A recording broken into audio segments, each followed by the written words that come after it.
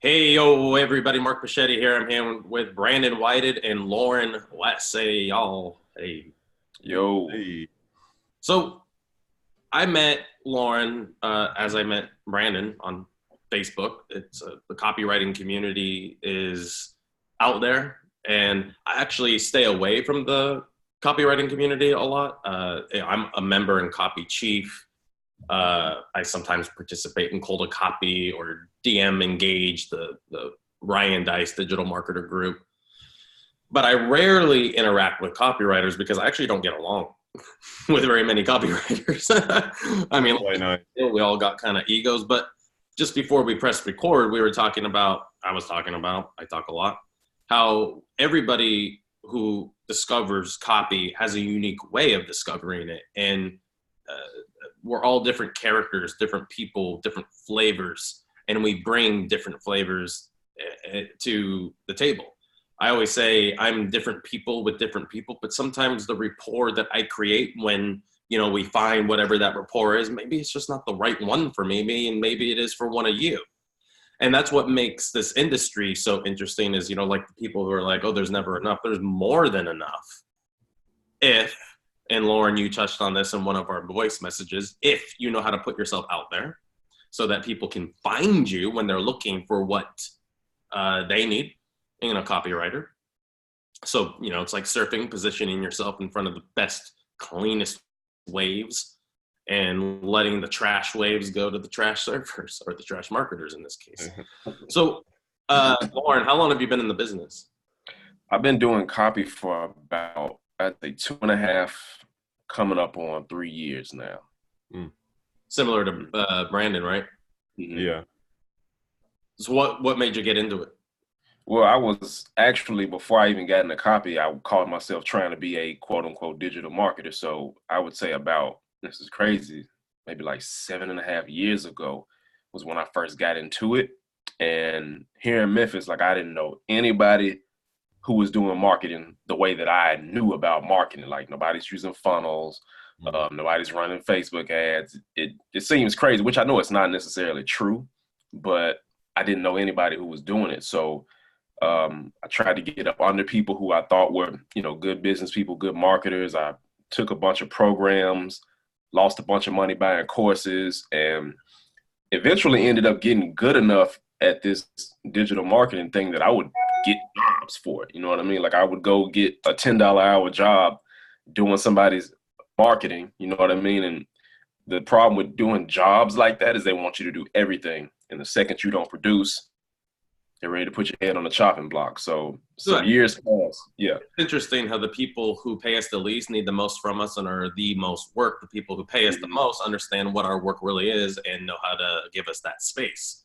Very different when you work with people who are in scarcity versus people who know how to generate abundance, right? Talk about how when you got into this, you weren't seeing the people that were doing all these right practices because so many people aren't. And then they bring copywriters into their broken infrastructure and expect miracles. Turns out that is rare if it's going to happen.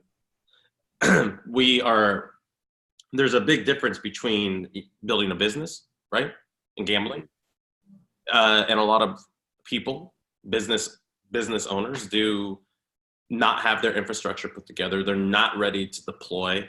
And so they're kind of gambling. Every investment they make is gambling because they aren't actually asking the right questions. I just had a meeting with somebody this morning going over your numbers, right? I said, do you know your numbers? Because we're talking about back end royalties and all that kind of stuff, right? And I said, so do you understand that if you pay out of pocket for royalties and you're refunded, you lose that money? I shouldn't have to tell you this since I'm the one you're talking about hiring, but you realize that, right? Oh, no, really? So how do I fix that? Well, most people put their royalties on a delay. So let's say a 30-day delay, maybe a 60-day delay. And then after that, you get it every 30 days. He's like, oh, that makes sense. I was like, so what are your numbers? Oh, I don't know. So how do you know if you can even give this percentage of your business away? Well, how do I figure that out? Oh, and it's just like, so here's this person who might have a good product, but it's like, if I'm talking about getting on for back end money, it's like whatever I get paid on the front end.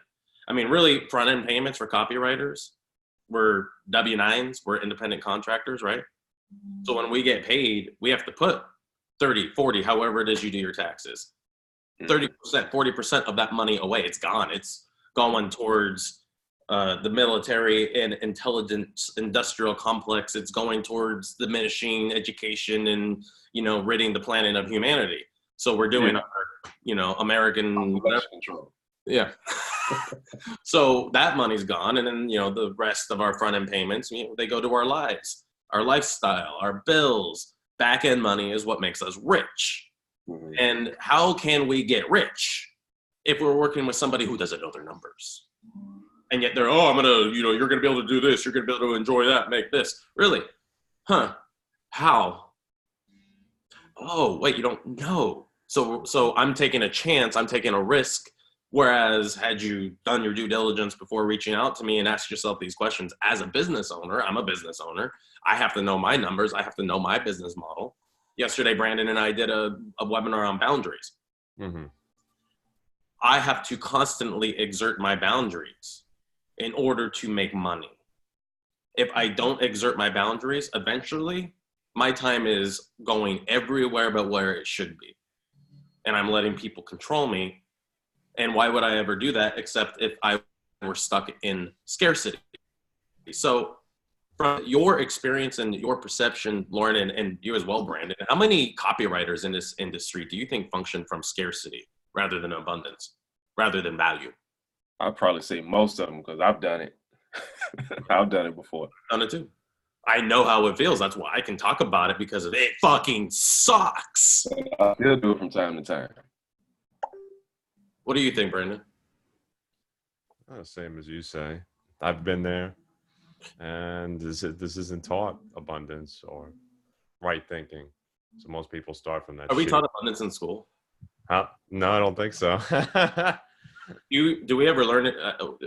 How far did you go in school, Loren? I did all the way up to the 12th grade. I did one semester of community college, and I never went back.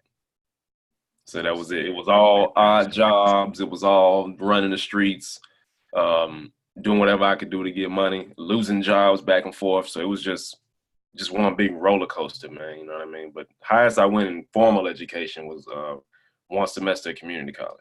Yeah, if I could give any copywriter one piece of advice, is drop out of school. I bet parents would love me. Because the conditioning is so hard to overcome. I actually failed the 6th grade when I was young, when I was a kid. It wasn't because I was stupid. It's just I did not get what was going on around me in terms of like I clashed a lot. Like, why are y'all teaching me this shit? It doesn't make sense. Look at this. I don't know if you can how you see this Zoom conversation here, but for me, I have 3 boxes. Yeah, I got 3. That's education. It's in a box. And we're meant to perform within those constraints. And if we don't perform within this very specific box, standardized education, what's deemed important, but not actually, then we're told that we can't succeed in this world, that we're going to have it a lot harder than everybody else if we're not in the box. So the very first thing that we have to do in order to overcome that conditioning is blow the fucking box up so there's no box. And that's our comfort zone. Because when we get locked into conditioning, we think this is what's real. Can't do that. Oh man, I saw this guy, he didn't go to school, but he like had this idea and he killed it. I mean, but he's like 1 in a million. So we get taught that. We get taught that it's pie in the sky to be a business owner, to be an entrepreneur, to be a self-thinker, a self-starter, somebody who takes initiative, somebody who solves problems, somebody who sees the biggest problems that need to be solved, somebody who sees why the biggest problems exist that nobody else can see so that the deeper problem can be solved and everybody can be happy or satisfied. Right? Of course. So education, what do you think? Like, I met you we got into this conversation because you're checking out this product, Copywriting Miracle.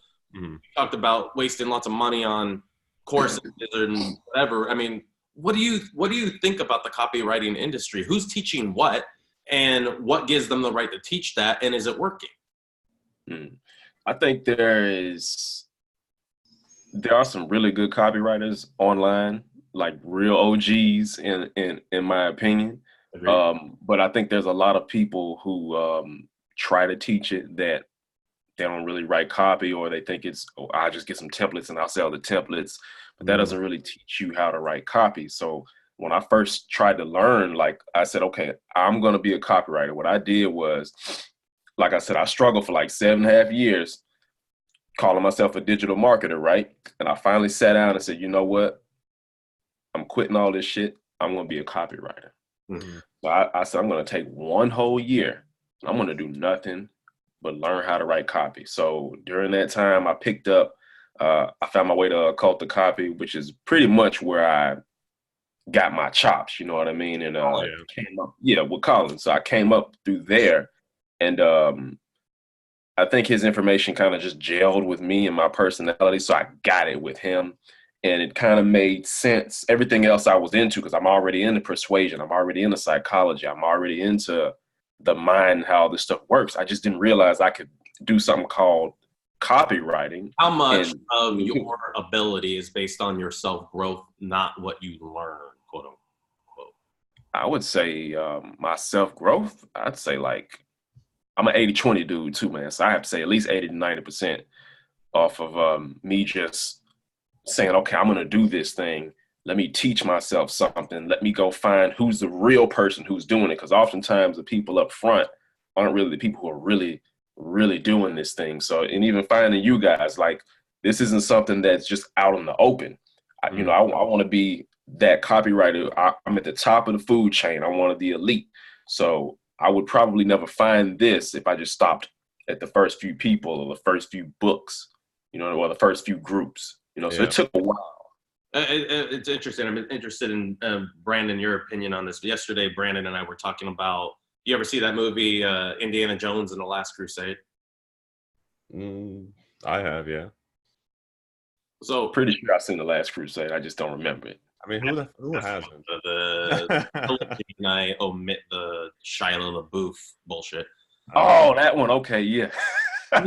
Okay. Yeah, I remember that one.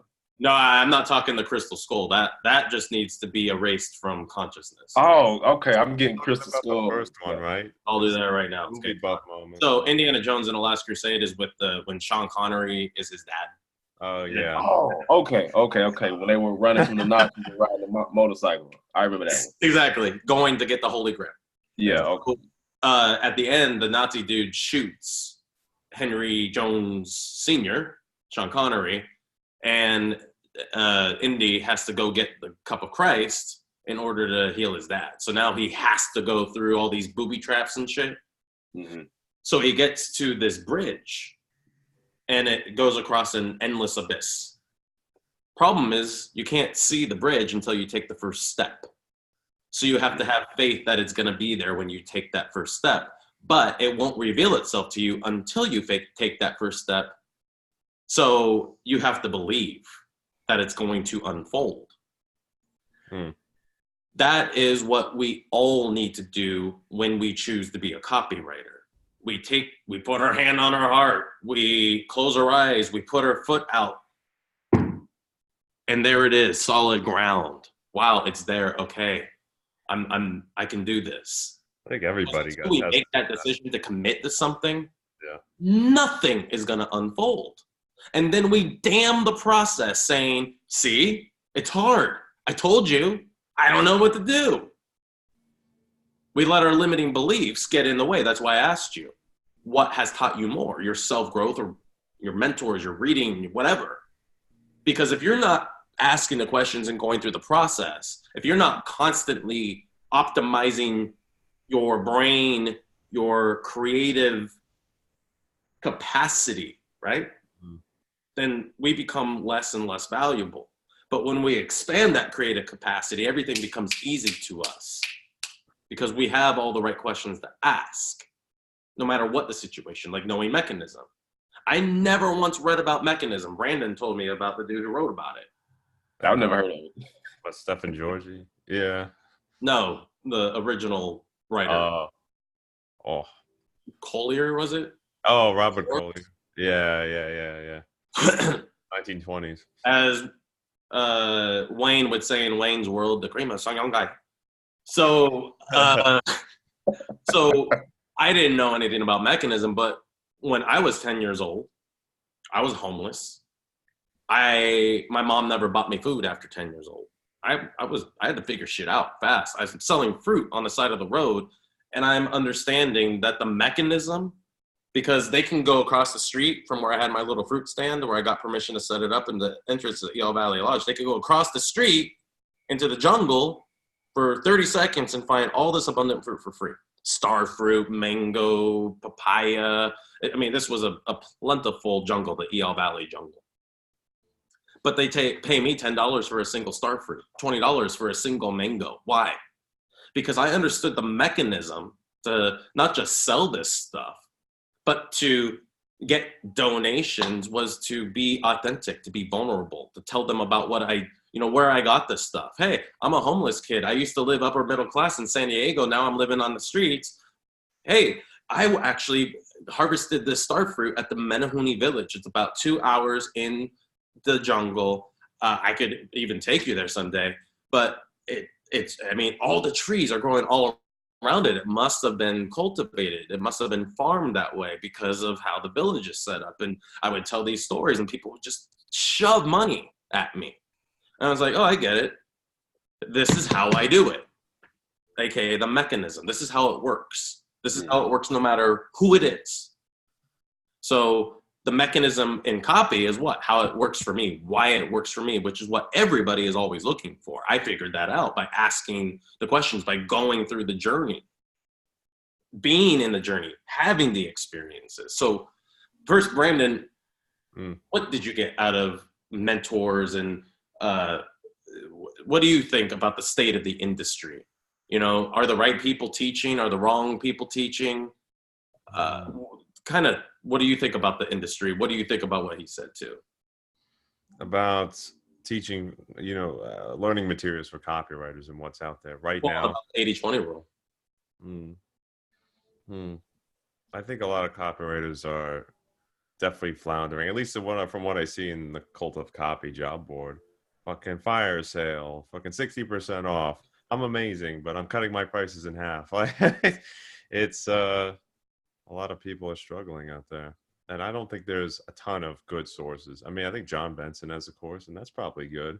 Mm-hmm. But I don't know if copywriting, I don't know. I don't have a good answer for that. Well, let's unpack John Benson for a second. I met him a few times in San Diego at the Traffic and Conversion Summit.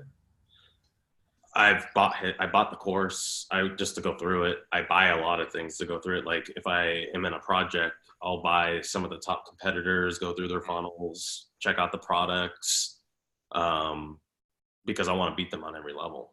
I want to know exactly what they do. And in fact, like for this, I went on Udemy.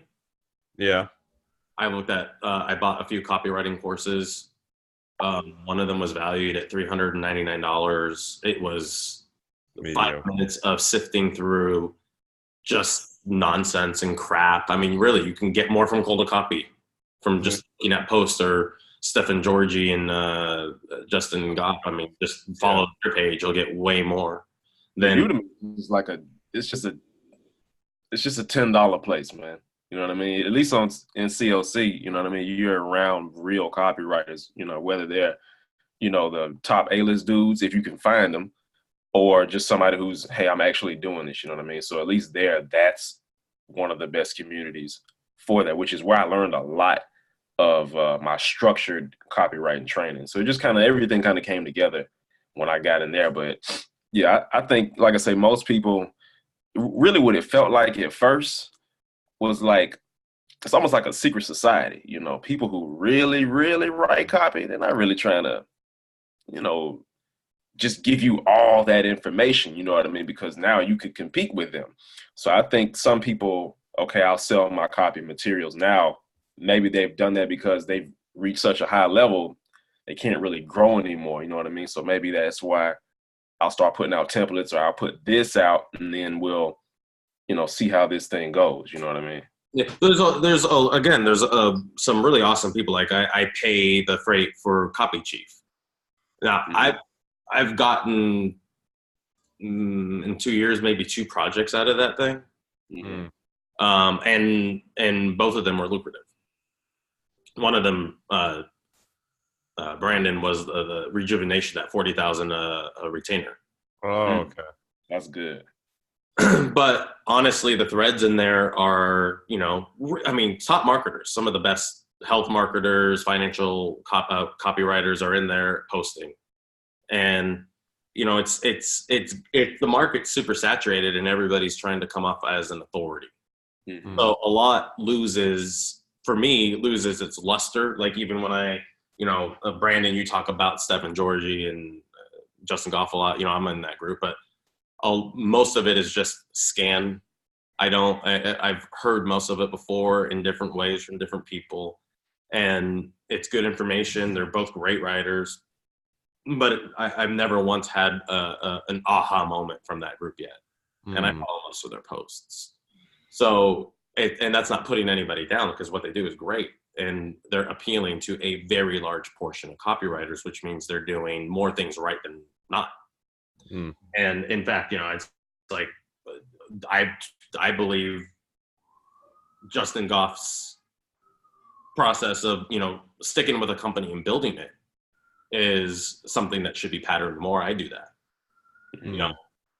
Like yesterday we were filming the Boundaries webinar, and I was talking about a client. I read my interaction with a client where I have back end in it, but I was willing to walk away that day and shut everything down because I had to constantly assert my boundaries and ask to get paid. Mm-hmm. That's not good. 3 months worth of pay. It was over 20 grand. They paid me yesterday, actually. Right. But it was like I wasn't attacking, but I was very solid. If this is not going to work the way that you imagined it, then let's part ways. That's fine, but don't fuck with my life. No, it's too much work to do. It's too much work and too much mental energy to be screwed around, especially with money. Because I've written copy and have never been paid. And that's almost. I feel like that's almost a rite of passage at this point. What's your business model right now? Do you right now, 100%. What?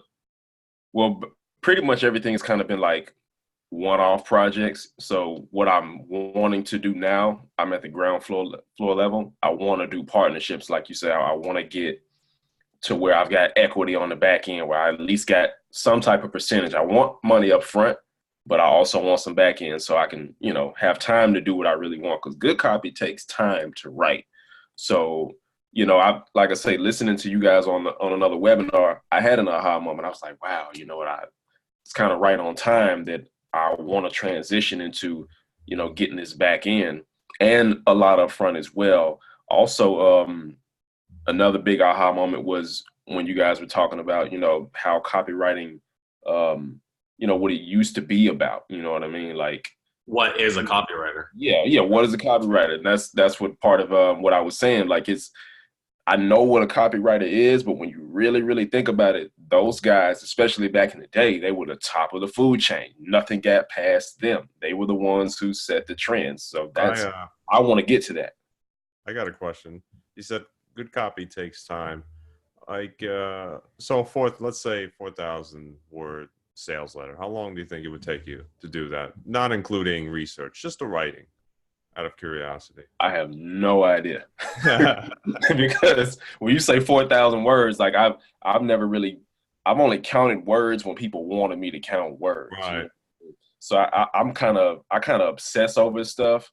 So I'll take more time than I need to sometimes, which is a challenge for me. I do need to get faster at putting this stuff together. So today, Just interject here. Today I woke up at 4:30. I went to the gym, did a workout, went and saunaed for almost an hour, and got home and took a shower, went out to the coffee shop at 6. And by the time I got ready for this call, I've already written 24 pages. Yeah, I mean, so I've written almost 7,000 words. So, but I'm able to do that because I know the mechanism inside and out. I know everything inside and out. It's not an issue for me. Yeah, once you know your shit, I know all my elements. I know I blueprinted it like an architect.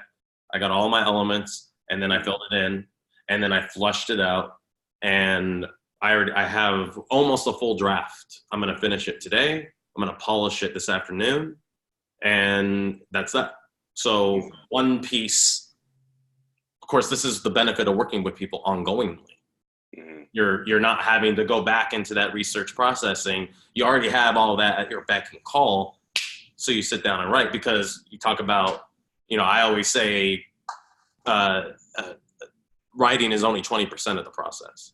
The rest is copy thinking, copy asking, copy collaborating, copy back processing, and then you copyright. When it's just like, oh God, I'm going to become the Hulk if I don't sit down and write this shit. If I don't get it out, you don't want to see me not writing. It's just like it's aching to get out. And then you're not even thinking about it. And that is how the writing happens quickly.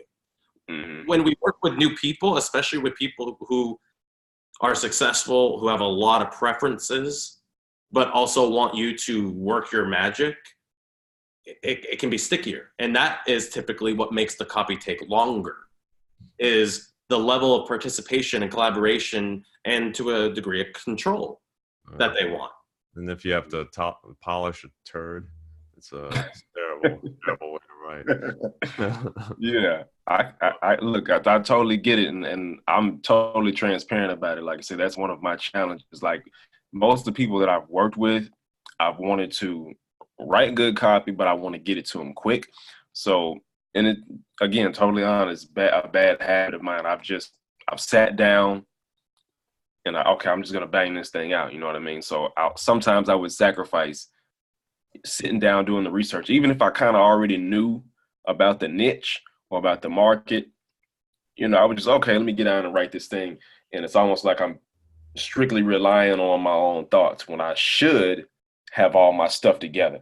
But most of the time, I haven't done that. Let me give you an example. Last month, I did work with an agency, right? And they didn't give me access to people. They gave me access to spec sheets and just some preferences. And I would be like, okay, I can write this in a million different ways. I can use a million different things to engage people, blah, blah, blah, blah. But you know what? It's probably not going to be anywhere near what that person actually wanted. So that person, they paid the agency, and then their work is farmed out to me. Yeah. And I don't have access to them. I can't ask them questions. I can't get, I can listen to their videos. But what happened, a really big name, an A-list speaker, self-development speaker, saw a copy I wrote and tore it apart, and they let me listen to it. And I said to the owner of the company, I said, so here's your problem. Not my problem. Here's your problem. I learned more about this person in that 5-minute feedback to copy I wrote than anything you told me or anything you could ever tell me. This is why your business is broken. This is why you're always in chaos. This is why everybody is always playing catch up. This is why your clients are constantly expressing displeasure for what they thought they were getting. This is why so many things are having to be redone and everybody's running around like chickens with their fucking heads cut off. You create that environment because you don't know how to organize. You don't know what copywriters need. You don't give them that authority. And therefore, what you get should never be like, what? What is this? No, you get what you get and you don't throw a fit. That's what they said in my kids' class in fucking kindergarten. If you're going to be rich and arrogant and not understand what needs to happen for creative to take place, don't be in this business. You're chasing money. You're helping nobody. You're making the industry infinitely worse. What was that? You spend millions of dollars? Great. I'm so happy that you are perpetuating bullshit at such an exponential rate. Thank you so much. You must be so proud of your success. That's how I treated him. The owner, this million. Who knows everybody I know and everybody you know. Believe me, I heard from them. Did you really say blah, blah, blah? Yeah, it was worse than that. I'll show you a screenshot. Because I don't care. When Clayton Makepeace came at me, I came at him. He blocked me, took his ball, and went home because he's a fucking pussy. I wish I had his address so I can send him the necessary supply of tampons he needs. Because he needs to plug that shit up. He must be PMSing like fucking crazy. Republican PMSing, and it's worse. So everybody has a different, I think everybody, you got to have tough skin. And I think, I don't know, maybe they're just not ready for your, you have to have tough skin, but you also have to value. That love, you know what I mean? Because I personally, I want to hear that. When it comes to me writing copy, I want to hear that. I will ask people, rip my shit apart. I beg them. Because I want to be the best at what I do. But everybody, you know, if you've already made millions of dollars, you probably don't even really want to hear this shit. He's like, no, I've made it, so I'm better than you. I'm smarter than you. Brandon can testify. I have in my agreements, I want your collaboration. I want you to challenge me.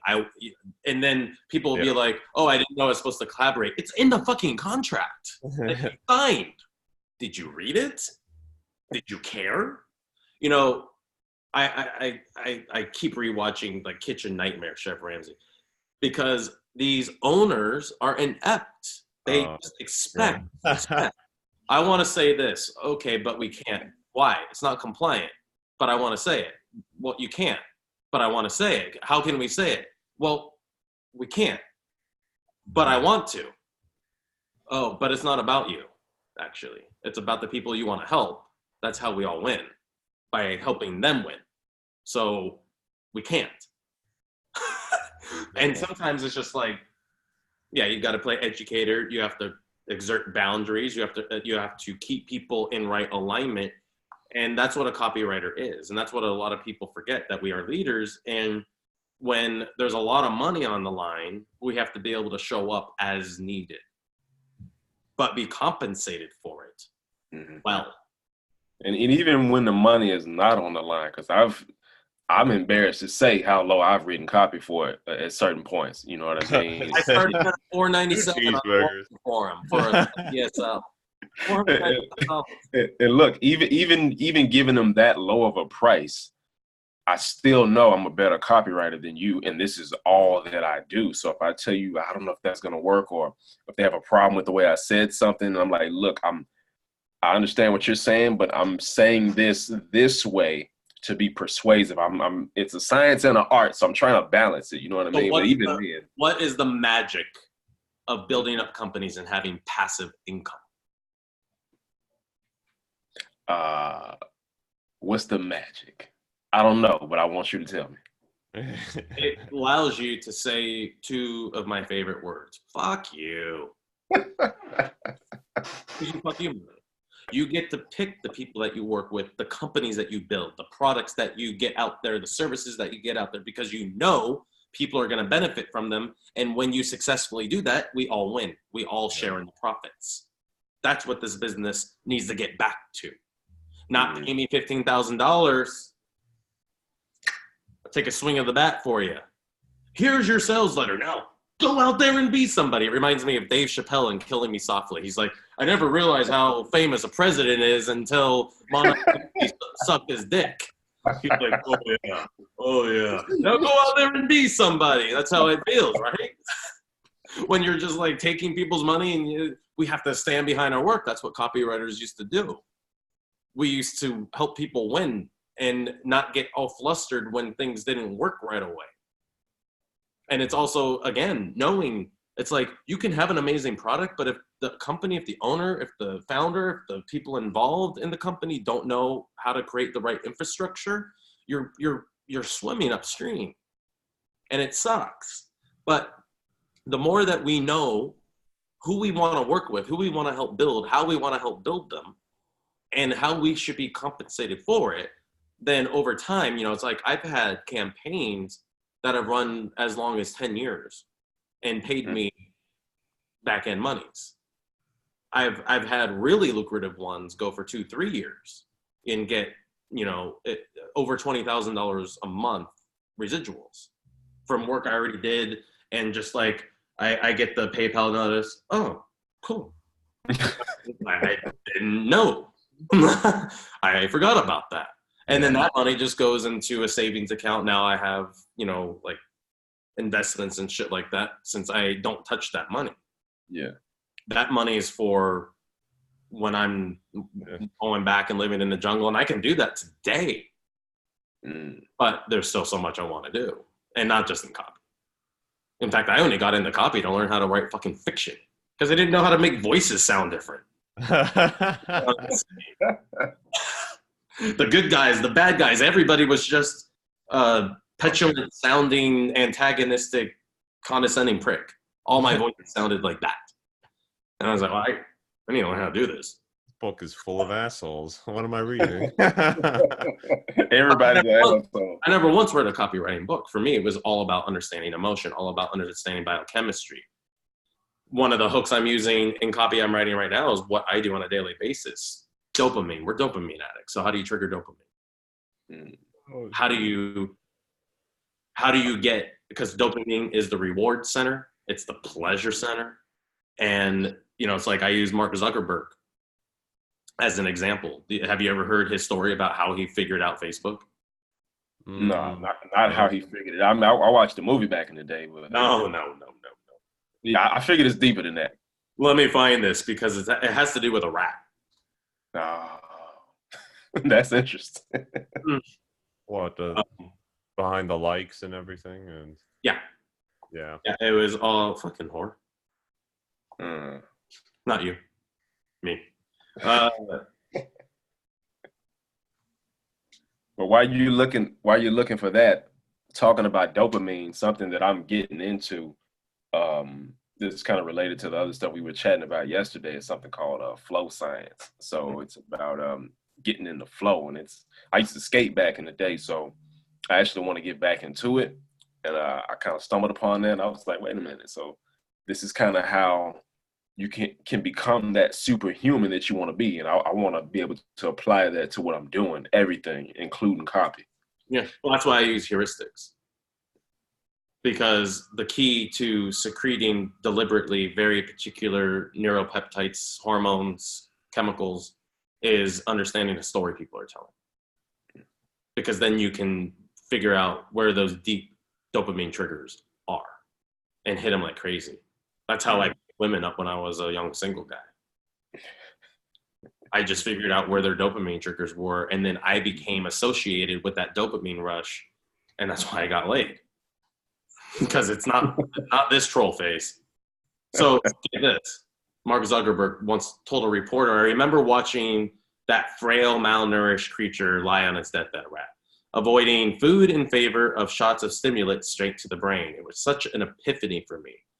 That moment when I saw rodents obsessively pressing a button for dopamine, no matter how much researchers tried to wean them off, I knew we had just hit on something amazing. Looking back, I'm proud to say that drug-addled corpse lying on the bottom of its cage launched the largest social network in the world. Because so figured out how to make the fucking rat kit starves itself to death because it doesn't do anything. I used a rat study in a food addiction copy where the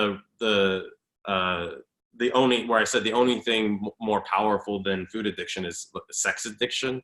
So this rat had two buttons. One released food, and the other one gave it an orgasm. It died quickly. And it died completely engorged. It was so its genitals were so incredibly enlarged and swollen because it had so many orgasms. And it died from starving itself. Damn. So we That's are the that secret. much of dopamine addicts. That's That's why anything we do becomes an identity-based habit. And again, that's heuristics. So it's figuring out what these dopamine triggers are. And then we Heuristic? what that story is. But Relax how you spell that. Heuristics. yeah, HEURISTICS, heuristics. But Free spelling, damn. yeah, Loren, I'm sure. I think I Did saw I ever send you my little ebook on it? Heuristics. Who, me? No, Lauren. Loren. No, I didn't get your ebook. I would love to see it though. I wrote it as like a lead magnet, but then I never produced it, so I just gave it away as a doc. I would love to see that. Yeah, I'm into this stuff, man. This is some next level stuff that I think a lot of people are not into, and they probably just don't want to because it's just not their thing. So we're actually, I would say, we're more like of a subculture of people who are kind of, I kind of almost consider myself like a biohacker now. You know what I mean? Like mentally, I started taking cold showers. I got into the Wim Hof breathing method. You know, I'm just all about expanding this thing, and not just my mind, but body too, because body and mind is linked together. So I just feel like that would make me a better writer. I do sweat lodges twice a month. Mm. And right near the sweat lodge is Snowmelt Water Creek. Mm. So you spend 30 minutes in the sweat lodge, and it's it's leather teepee, and it's all covered in just heavy blankets. So it gets absurdly hot. So you hallucinate. You know, I last time I did it, I had 7 grams of psilocybin in me. Mm. So I was out there, and it was beautiful. And then you go into that creek and Get that cold water, immerse yourself. And aside from feeling like George Costanza, I was in the pool. Shrinkage. It's ridiculously enlivening to get that hot cold contrast, the hottest of the hot, the coldest of the cold, and what it does to the body, what it does to the psyche. I use a lot of Huna type breathing. Growing up in Hawaii, Huna is like very similar to like what's that yoga? Kundalini. Kundalini yoga. Okay. Yeah. So it's kind of similar to like Kundalini breathing. That fire breathing. So you're in the creek and you're freezing, and then you use fire breathing to internally heat your body, the pranayama. Mm-hmm. So, I mean, and all of this stuff, it's like I wake up the next morning and my creativity, it feels like a vibrating kaleidoscope of colors. It's just so fresh and real because I'm getting rid of all the bullshit in myself that keeps me disconnected from back processing or seeing the things or asking the simple questions and making things effortless, easy. If anything feels effort-teen, I know I'm off. Once it feels effortless, I don't even read the copy. I'll send it off and be like, read that. Bless you. I'm not qualified. Thanks. So, I was going to ask Loren, how much of the webinars have you been through so far? Like, I've only been through I think 4. I watched the Mind Over Money, What is a Copywriter? I went through Mechanism, and I'm trying to remember, did I go through another one or did I get time? So it may have just been 3, but so far, phenomenal stuff with you guys. I'm loving every second of it. I had to redo Mechanism 4 times.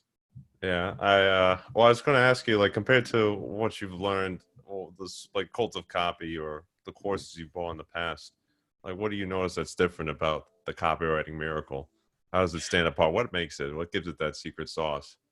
I think the transparency, man. You know what I mean? Just being totally honest about it. And like I said before, when I first got into copy, and even with digital marketing, period, like I had one of the first real millionaires I met face to face some years ago. He was like, "Hey, let me ask you a question. you're buying all these courses. Do you really think they're going to give you all their secrets for $99? And I was like, damn, I guess not. You know what I mean? So whatever you guys charging for this thing, I think it'll be worth it because I think it's 27, 37, whatever, like Might be too cheap. yeah, that's too cheap, dude. I'll be honest with you, because I think the level of compared to other things that I have been through, I just think it's a lot more authenticity. I think it's true to 6 months from now, we're going to have 50 webinars, and then we're going to have lots of interviews. We're going to have lots of lives where we have everybody who's purchased on the call. We're going to go over copy, looking for mechanism, looking for all the different elements like New Cause. New Cause is a good one that you should watch. I use New Cause in everything. It is a absolute pillar of my copy, and it's so much of the front end, like the lead generation aspect comes from it. Yeah, I can't wait to go through them all, man. I can't wait. But it's definitely worth the price of admission. You guys are very authentic and transparent about the industry and, how it used to be, where it is now, where you want to see it go. And I have similar thoughts, and that's probably why I'm, probably why we get along so well right now. What's brilliant is collaborations like this are what companies really want. They don't want one copywriter. They want a team of collaboration working together. Maybe one person's writing it, but having multiple perspectives only helps everybody else be them, the better versions of themselves constantly. I always say to Brandon, every time you sit down, this is your next best copy. Best thing you ever wrote. Not because it's good or bad, but because it's the most effective. So I say this a lot. Copy that is ineffective. Like if we ask the wrong questions and we get to beautiful, polished copy, but it doesn't make one sale, Brandon, what is it? So what's the metaphor you use? The bomb that doesn't go off? It's a bomb that doesn't blow up. It doesn't work. Actually make it do. And that's what so many copywriters fall into. And it doesn't have to be that way. It's because of the Wild West nature of this digital marketing boom. But it's like as planets, as the chaos of the universe happens, and then, gravity forces all this stuff to come together and it forms planets. Right now, we're forming a old school, new school digital marketing copywriting agency. Yeah, I was going to say something about that too. Because like I say, I think the old school guys, they do their thing. They've been doing what they've been doing forever. They make their money. A lot of the newer people, I think there's a big disconnection with the old school. So I think that being able to converge in the middle with people who are new school, they respect the old school, but hey, we're into developing our minds. We're into really, really understanding this stuff and bringing it back to a level to where we can charge those insane prices and get them without a second thought. Because like Brandon was saying, yeah, $99, I write your whole funnel. When I see that shit, I kind of get upset, not in the fact that I'm mad at them for doing it, but I'm like, dude, you kind of screwing it up for me. So when I ask for 10 grand, they're like, well, what's the difference between you and this guy selling a funnel for $99? I'm the real deal. I'm serious about what I do. You know what I mean? So I love it when people ask me that question. They really regret it.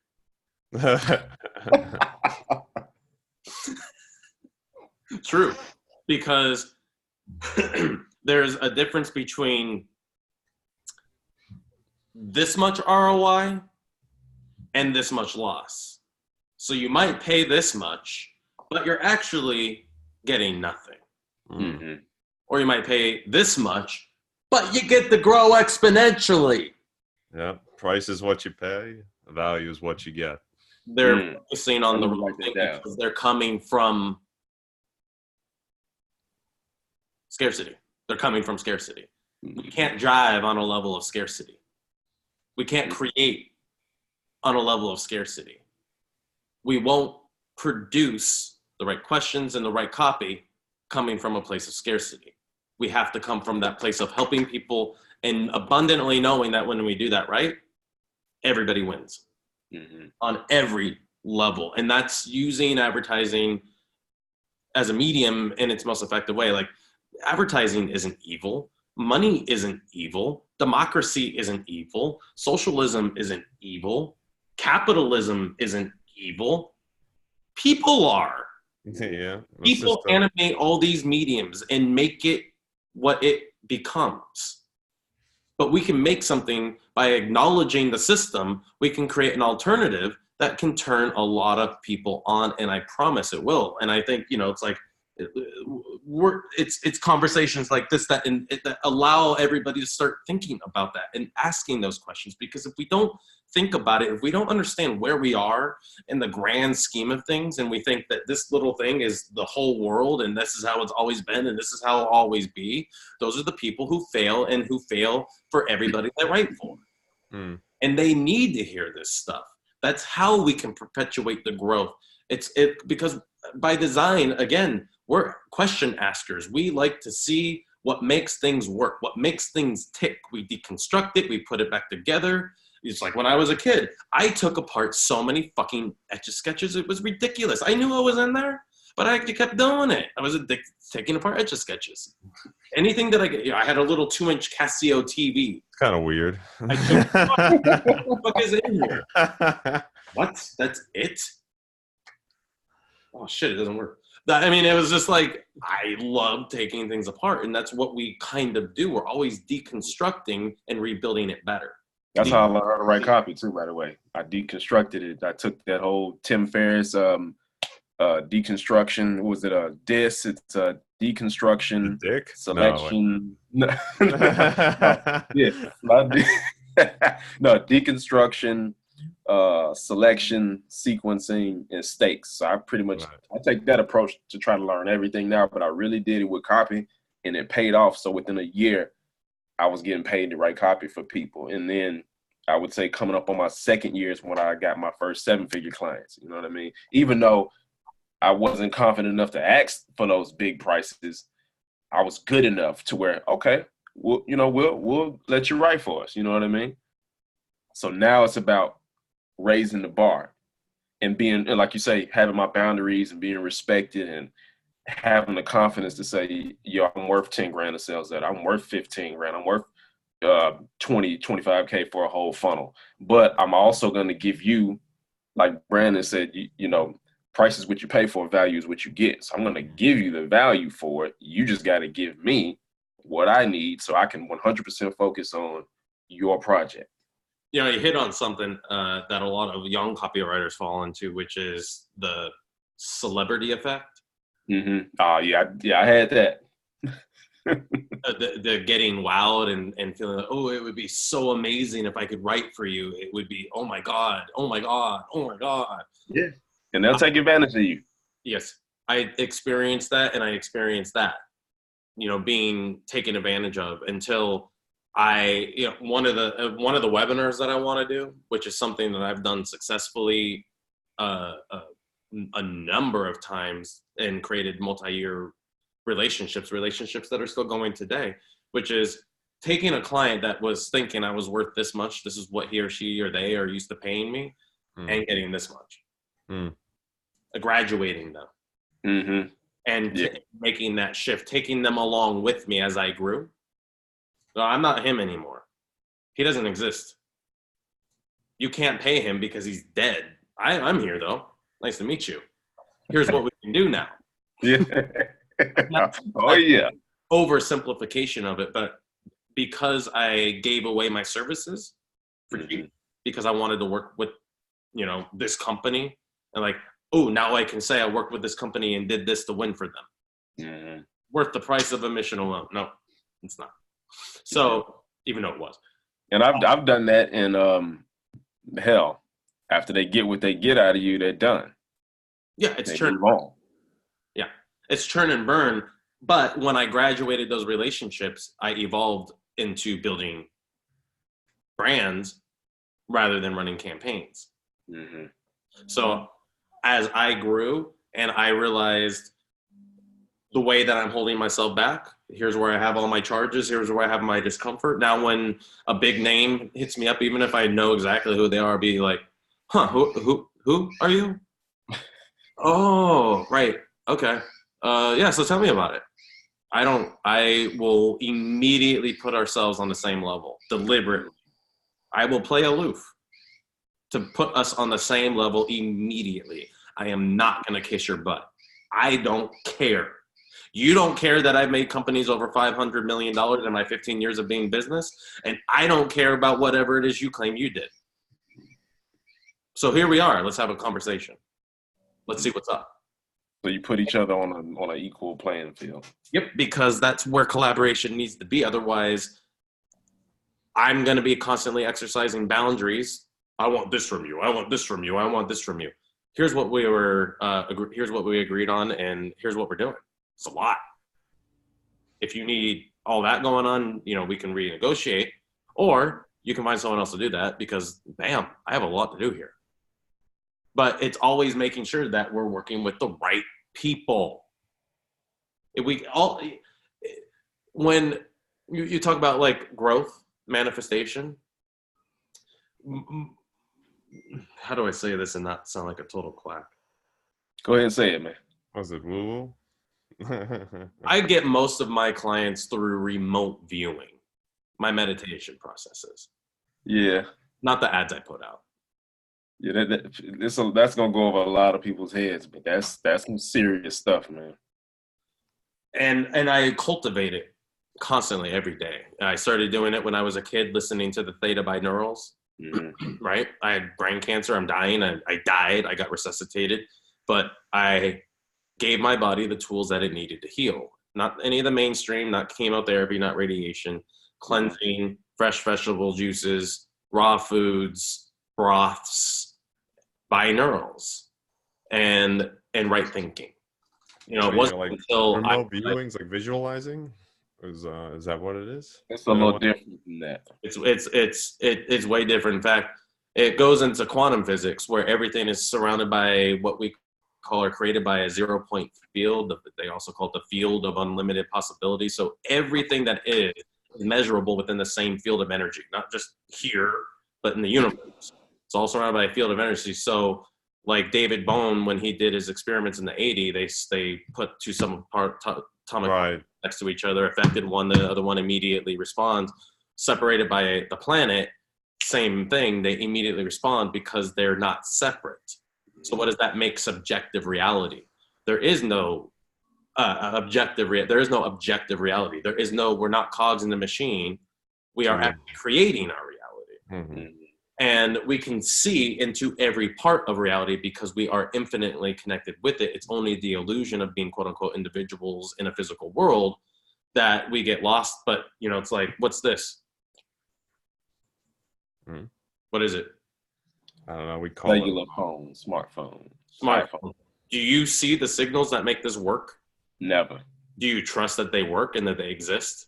I trust that Tesla created all this good technology that they stole. Yeah. Free energy for everybody. Shut that shit down. Let's put meters on everything. Meters as far as the eye can see. And let's make everything wired so that we can limit and control people. And let's give them fossil fuels that destroy the planet. Yeah. It's going to make a fortune. You would think all these fucking rich people would want a fucking place to spend their money. I don't know. I think they got something else. Oh, damn, dude. Yeah, remote viewing is crazy. They've had government studies on that, man. That's a real thing. The movie The Men Who Stare at Goats is based on a real military operation where remote viewing was actively used in the military and is actively used at very high levels today. I think it was the Cold War when they were doing this stuff? Yes. Cold War, okay. Yeah, I was against Russia. But they do that, man. It's real stuff, man. Some of this stuff can get kind of woo-woo, but when you get behind it and you get to the science of it, it's amazing. Truth is stranger than fiction. It's so much stranger than fiction. If Tesla was allowed to reveal everything that he knew and all of his journals and everything were released to the public instead of taken hostage by the powers that be. Damn man in black. Exactly. Who has his journals? We live in a much different world, and I don't even want to get into the alien technology that exists on the planet right now. Well, he Brandon asked who has his journals. When he died, I think I don't know who it was, but that's why I say the Men in Black. Somebody came through and they got all of his journals and his paperwork, and I think with his something happened, man, where they took everything from that man. They took everything from him. Well, it was actually, I think it was J. Edgar Hoover, the FBI, that initially did it. It had to be them. But now they don't have it. It's like a Kennedy's brain. We lost the brain. You lost the president's brain that had all of the, proof just gone. So why would you take a magic bullet that just randomly appeared on Connolly's gurney? Oh, here it is. And it's in pristine condition. And it stopped in midair and turned and did this and did that. That makes sense. I mean, so when you say truth is stranger than fiction, it really is. But remote viewing is incredible stuff. And it's ever since I was a kid, it's how I've done everything. It's how I manifest everything. And I know when I'm in my own way. I know when I'm allowing circumstances to trump what I see. But one of my favorite scenes in Men Who Stare at Ghosts, George Clooney sitting everybody's looking at lock boxes and they're trying to guess what's in one of the lock boxes. Finally, Clooney's turn, and he goes, "A man sitting in a chair," and they open it up, and it's Abe Lincoln, sitting in in Washington D.C. So, remote viewing is really interesting stuff. There's a ton of science behind it. It's woo-woo for a lot of people because of who they are and how they use it and where they're coming from. And then it's very real for others who know the true possibilities of it. In fact, there's a man named Dr. Stephen Greer who has a product called SC5, Close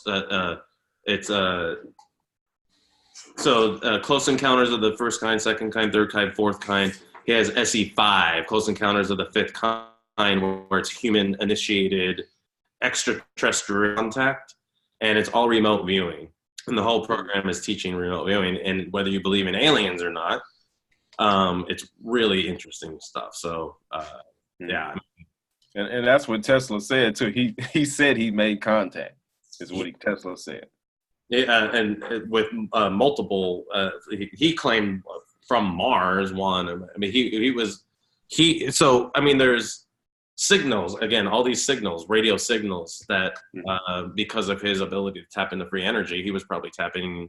I don't fully know, but I do know he had, it is well documented that he proved that all this electricity can be, by using electromagnetic ley lines, can be easily distributed around the planet.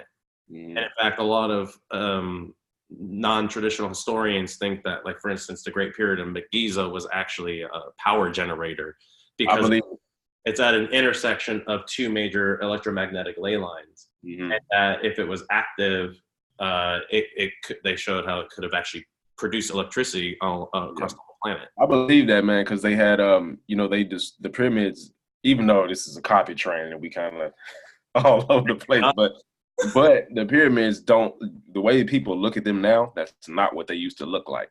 They had, I forgot who it was, but they destroyed the outside of the pyramid. Pyramids, that's not how they look. They destroyed the outside of them to build mosques, and the tops of them, the capstone was solid gold. So gold transmit electricity. Yeah. And so you got that, you got all the obelisks, which they call technus. So that could have very well, I mean, just because we're in the quote unquote future doesn't mean we know everything. I mean, stuff can regress. So we probably can never imagine what every single thing they were doing, which is probably why whenever they dig stuff up, they put it away so you can't see it, and they start destroying different. There's so much proof that they were much more technologically advanced than we are now in many ways, including how they moved that material. Yeah, because they keep trying to say slaves, probably got them all together and had elephants. Like in the movie, they have a bunch of elephants doing this shit. No, there's no way in hell they did all these this precise measurement and lifting these blocks that weigh 100 tons. No, there's a lot of stuff they did. The carbon dating on that, the Sphinx and all that stuff in the area is so off, and it's not provable. It's well known that the carbon dating is extremely iffy for that. So there's just so many things that are off. And it was also interesting because the River Nile was actually right adjacent to the Great Pyramid that jetted right into the water. and there's water flowing underneath it, and there's technology for how the water would have created energy to help. Mm-hmm. Yeah, they want a whole nother level, man. They want a level that is unfathomable. You know what I mean? But I like to think about that stuff because I feel like, you know, I'm still a part of that mentally. You know what I mean? Like that, I have the same brain that they had, so maybe I can create something, you know, as off the wall as that. I don't know, but maybe I could. Who knows? So to kind of finish this thing off, because we've gone sideways, wait, say that what you just said again, because I just distracted myself. What was the last thing you said? From whom, me? Oh, the same brain. Yeah. It's really interesting because we, like, if you get back to the essence of being a freelancer, scarcity and abundance, it's not that we have to create abundance, but get rid of what resists it, pushes it away, makes it feel impossible for us to ever have. I talked about with Brandon, my favorite analogy is the sun is our unlimited state of natural abundance. It's always there. The clouds cover it. Those are our limiting beliefs, our stories, the conditioning that we've learned through parents, pop culture, school. Now, when the clouds cover the sun, which is our natural state of abundance, does the sun still exist? Oh, yeah. It's still there. Clear the cloud cover. Let it shine back through. And that's like our journey as copywriters, is allowing that abundance to shine back through so that we can be the most effective for the people we want to help the most. And that's what it should really be about, not getting a contract, not getting a one-off deal where each of us, the copywriter and the business owner, churn and burn the fuck out of each other. That's not how we create healthy advertising and really help people at all, because everything requires optimization. So we use our brains to optimize, to adjust, to let go of, and way so we can move forward. That's always what we're presented with. So that, I mean, Loren, to get back to where we were, not just as copywriters, but as technologically advanced, very conscious, very metaphysical. The unseen creates the seen, the metaphysical creates the physical. To get back to that, that's how we will create trends. That's how we'll use this medium to fucking change the planet. Mm-hmm. Oh, yeah, because we've all gotten ideas from places that we're like, I don't know how the hell I thought about that. Mm-hmm. But it exists. I had a teacher, actually, she used to tell me it's in the air. So she would come in the classroom, it was weird, and she would be thinking about something, or like she'll have ask a question and have the answer, and I may randomly say it. She's like, yeah, because it was in the air. It exists around you. You just got to tap into it. Yep. And by the way, this is a copy conversation, and copy is obscure. I've used some of what we just talked about in copy to sell products. Remote viewing, ancient Egyptian technology. I've used it in copy, and it worked. So while this went, copywriters are fucking creative, autistic, egotistical freaks. It's like we're a weird bunch, man. When we get into that copywriter mindset, right? So what's possible from there? We see things that other people don't see, and at the end of the day, we're empaths, and we are using ancient technology that people just don't see, but it comes through us because we're tapping into it, and we're letting it come through. We're a medium writing onto a medium. Mm-hmm. And it was funny, man. When I was, I didn't mean to cut you off. When I was younger, I had a grandfather. My grandparents were rich people, and they lived in Bel Air, California, right? But they died when I was 2 years old, so I never really got to be around and really soak up, knowledge of business and entrepreneurship. But for some weird reason, all I've ever wanted to do was create, because my uncle was an artist, make music, because my dad could play the guitar, and be in business. And I don't know what weird way I would merge all this shit together, but some type of way. That's all I've always wanted to do. And I found my way to that. And oddly enough, here it is as a copywriter. And I've even, I've clashed with my family about it. Like, why don't you just stop this stuff and go to school? I'm like, look, y'all don't get it. You don't get it. And I'm tired of explaining this shit. My ex-wife's husband said, you need to quit and you need to become a plumber. You need to go to trade school. You need to become a plumber. He wasn't joking. And yeah, and I was making more money than him. I was making more money than he ever made in a year. And then that year, I more than doubled my income again. And he never talked about it again. But I always brought it up. I'd be like, you know, if he was like, because he was a fat guy, so every time he bent over, he had a plumber's butt. I'd be like, damn it, I should have become a plumber. Damn. That's what I'm missing. You know, people will shit on our dreams because they don't understand it. And there's a lot of people stuck in their conditioning. And as copywriters, that's what we're always up against when we write the prospects, is their conditioning. That's why we need to know their story, their heuristics, what they associate. Like heuristics. Coca-Cola is the symbol of cola for most people because of the association that they built up, the equity that they built up. So when I say cola, you think Coke. They built that. Logoless, Doritos. They made people think more about Doritos taking the logo off because everybody already associates that triangle with Doritos in the blue bag. So they built up that brand equity, and then they got a ton out of it without cashing it out. It actually built more equity by taking that equity out. And that's what heuristics does, is we become the symbol, the associated symbol with whatever we solve or satisfy. And that's how we get back to creating trends and movements.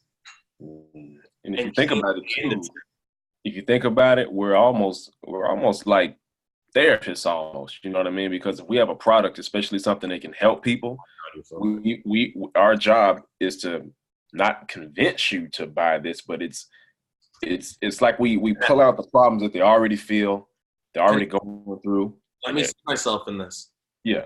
And give me the way. That's all people need. But the therapy is also with the clients, and it could be, you know, I know how it feels. So here's what I did. There's so much more. You know, we're full service, dude. But hey, it's no wonder we haven't gone crazy yet.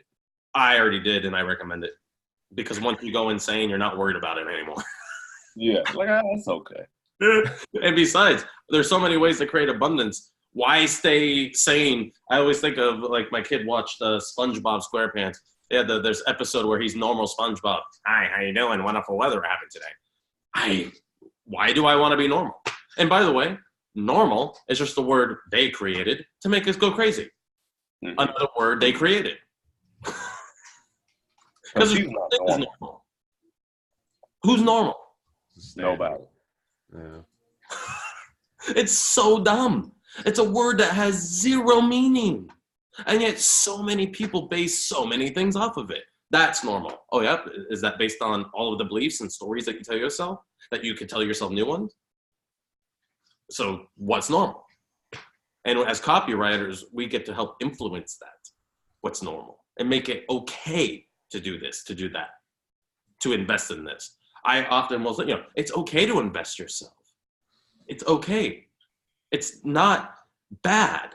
You're not taking away food from your family's table by investing in yourself. The more you give to yourself, the more you have to give. Sometimes you need to help people realize that's normal because they treat themselves so shitty. They don't believe they're worth it. And then, you know what? To go back to what Brandon was saying again, I love this phrase. I need to get this written down. The price you pay is the value you get. You know what I mean? So even with investing in yourself, if you're not willing to invest in yourself, whether it's through reading or some type of course or even getting a coach, man, you're not gonna get that value. You know what I mean? You have to be able to invest. Yeah. So many people pay and want it to be done for them. Show me how, and I'll do that. Actually, it's work because you have to grow. And that can be exciting or it could be overwhelming. We get to choose that. We tell that story. We're always telling that story. And guess what? Results don't lie. But they're always asking us with a question mark, because we get to choose what we give our attention to. Do you want more of this? Yes, I love it. I'm going to give it more attention, even though I might talk about how much I hate it. But as long as I'm talking about it, I actually love it because attention is love. And I'm creating it. If I can create this, I can create anything. So I can step back. Wow, I did it. Now I'm going to create that. because now my attention's over there. This dissolves, it goes away. That's also how we overcome scarcity, how we overcome not feeling like I'm worthy of charging $50,000 for a funnel, plus 10% back end, plus $10 per sale. It's all mindset. It has nothing to, I mean, I know, not naming names, I know copywriters who have had not anywhere near the success that I've had that make more money than I do on the front end, that charge more money on the front end. It doesn't make them make more money on the back end, but they charge more money on the front end. My numbers work for me because I'm focusing on performance, and maybe they are, but they're also, you know, it's like, I know copywriters that get into corporate environments or do political copywriting and make, you know, political copywriters make a lot of money at the top level. I mean, you can get easy 10 grand for just a simple sequence. Have you read any of Trump's emails?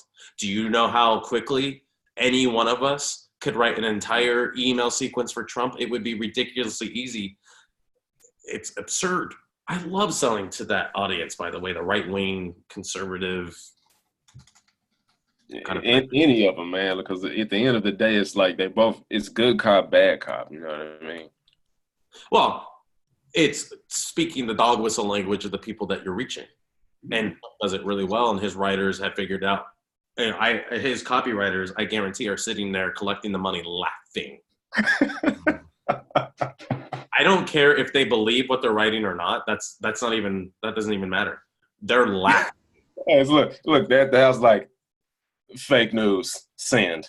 No, underline, bold, italicized. Which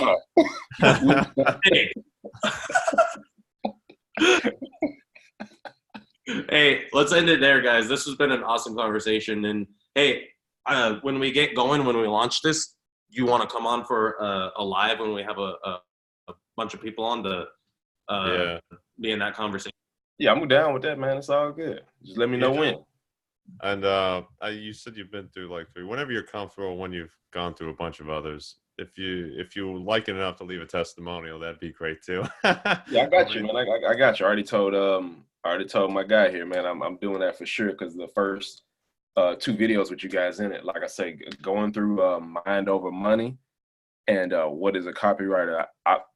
Like when I was looking at them, I don't know if you guys have them in a particular order. So I just like, okay, I'll go through my order that I would want to go through it in. Dynamic, really. Yeah. So I said, okay, what's a copywriter? Yeah. You know what I mean? So I'll start from the ground floor and then mind over money. So it was like, you know what? I had like 2 aha moments. And then again, like I said, my goal, I want those big upfront fees, but I also want back end. You know, I want to be able to sit down and like, oh, okay, I forgot I wrote that. Yeah, exactly. I want that. And getting those upfront fees, you know, it's like when Brandon started working with me, he's just as good of a writer as I am. Writing, yes, maybe better. I don't know. I don't care. It was about asking the right questions. It was about understanding the mechanism. It was about putting together the elements that build off of mechanism. And once he got that, holy shit, how quickly his writing shifted, and the story he was telling, how he was getting things out faster. Now he has higher expectations for himself. So the whole version of himself was like, okay, well, I already did that, but he's kind of telling the same story at the new level. But eventually that's just going to fade away because it just starts taking momentum. So he's graduated, like you say, he's graduated those old clients. He's come from here to here, and this person here doesn't exist anymore. Correct. And it's, you know, I use this analogy a lot because it really is so true. It's like, how long does it take for a healthy woman once she's pregnant to have a baby? 9 months. 9 months. How long does it take to become a $50,000 a month copywriter? 1 day, 100 days. Exactly. 100 years. Now or never, or anywhere in between. There's no set gestation period. We are the ones that choose how quickly we get rid of that cloud cover by immersing ourselves in stuff like this and being able to engage and collaborate and realize that, you know, once we get this industry, not just in terms of understanding compliance and where compliance is going and how to best utilize it. Like yesterday, I had a conversation where the FTC is now saying you aren't allowed to use peer-reviewed studies. So it's like, okay, so what do they want us to use? And so I've been like researching that. I need to be on top of this new stuff that they're coming out with. And it's largely influenced, from what I can tell, by the pharmaceutical companies. Okay. That makes a lot of sense because you know what? Now that you say that, like we've been talking a lot of holistic, universal type of stuff. And once you figure out, like when you get into meditation and hot, cold therapy and doing this stuff, you realize that, guess what? You can heal yourself. You can change your mind. So I literally, I was a wreck some years ago. You know what I mean? I was running the streets, doing all types of shit that I wasn't supposed to be doing. This several times I could tell you that I could have lost my life up until 2 weeks ago. Some random shit happened. You know what I mean? But once you get into understanding the mind and the connection to the body, you can literally heal yourself. You know what I mean? And that also kind of makes me think, why did you guys really legalize cannabis? You know what I mean? Because we can cure cancer with this. So maybe now you got to figure out, well, how do we, get a control on this thing? And all of a sudden people are dying from this new vape stuff, which I don't fully understand yet because I haven't dived into it. What I'm smoking right here, vaping. Yeah. It's full spectrum oil. There you go. So I think they're using thickening agents and a lot of this stuff and taking it. A lot of oils like THC oil, like distillates, they use trim and byproducts. They use what in there? Trim and shake and byproducts of nug. Oh, okay. This, they use the whole nug and it's sub-zero processed. Okay. So it's clean. And it is multi-stage terp processing. So every terpene, which is what attaches the cannabinoid receptors and makes the THC work or the CBD work or whatever cannabinoids work in the system, and all the millions of cannabinoids or billions that we have throughout our body. I mean, we have millions just in our immune system alone. But then, so it's distilled down, but it's all the product. This is all the oil from the actual product, and then so the processing method is about as pure as you can get. Very expensive, and you're not getting any additives, no chemicals. Full spectrum. And then, but also full spectrum. When you use the whole plant, you don't get the tolerance problem, because when you vape distillates or smoke too much flour, your receptors whole set over. They just like get saturated, and they become dull. The terpenes don't latch on to the cannabinoid receptors, and you don't get high. You don't get the effects from the cannabis. So when you smoke full spectrum oils, you're getting more of the terpenes, which actually attach, and you're not getting flooded with THC, which makes your tolerance go up. Yeah, a lot of these strains, they're breeding them to be like 100% damn THC, and there's no CBD in them anymore. Or it's almost like they're breeding CBD out, which is, part of what. Well, yeah, hemp plants are different, and there's different strains that like Harley Quinn. That's a good 50-50. I want a balance, man. Yeah, and I love those at night. Actually, CBDs get me more on the couch than any type of cannabis. But I got some Nova right now, man. Yeah, but this right here is Jaeger. And Jaeger is a indica. Okay. But it enlivens me. It enlivens my creativity. It's like an athlete in the zone. It kind of gets rid of all the exterior noise. Yeah, and that's what I like too. I like those strains, man. They kind of help keep me focused because, like I said, as creatives, kind of all over the place sometimes. So just a little bit of help to get a little bit of tunnel vision sometimes helps out. Just a little bit. Of course, I could have 4 Long Islands in me and 8 grams of psilocybin, and you might not be able to tell because I'm really good at pulling it off. I couldn't do that, dude. Like, that's a whole nother level right there. I've done it before. It just sucks. Anyway, guys, thank you. Let's end that there, and let's do more of this because everybody benefits from just hearing the real talk between copywriters. And all right, man. Well, look, if you guys want me to come on live with you, I'm more than happy to do it, man. Yeah, let's